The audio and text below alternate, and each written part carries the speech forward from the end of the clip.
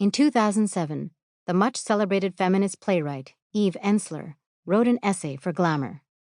"I have just returned from hell," it began, going on to detail her visit to the Democratic Republic of Congo, where she had met girls as young as 9 who had been raped by gangs of soldiers.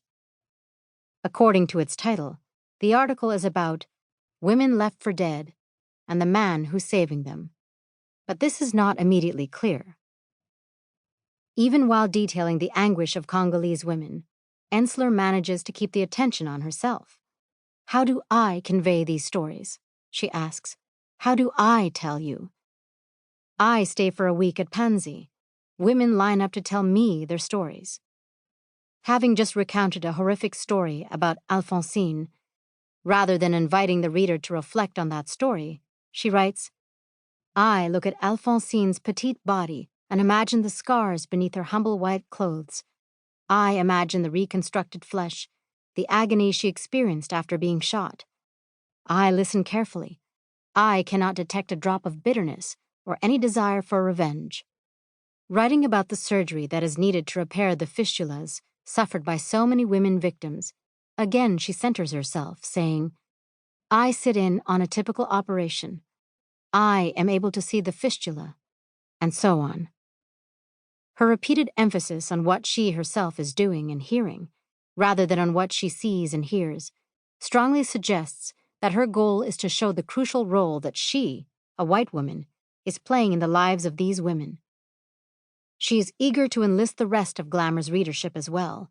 They can write to the president of Congo, or they can donate to the hospital where the rape victims are being treated and the rehabilitation center where they will learn to become political leaders through Ensler's own website.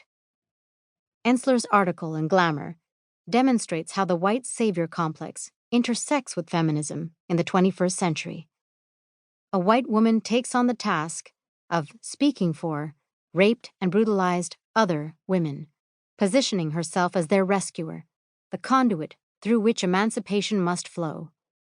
It is also an example of how the plight of over there exists as a foil against which the successes of women in the West can be judged.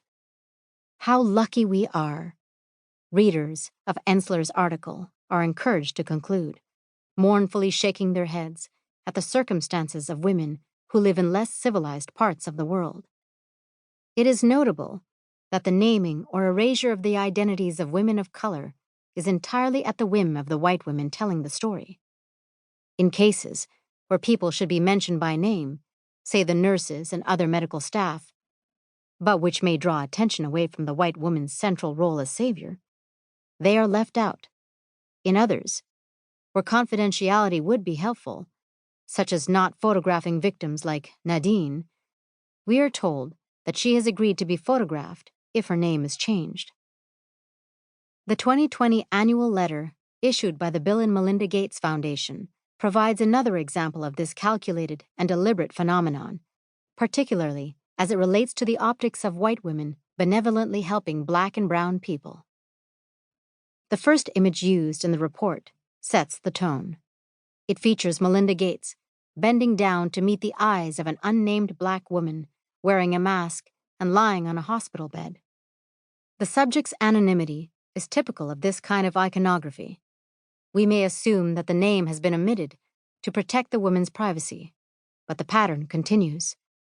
Even when the people of color depicted are appearing in their professional capacity, providing rather than receiving care, where there would be no need for anonymity, their names are left out.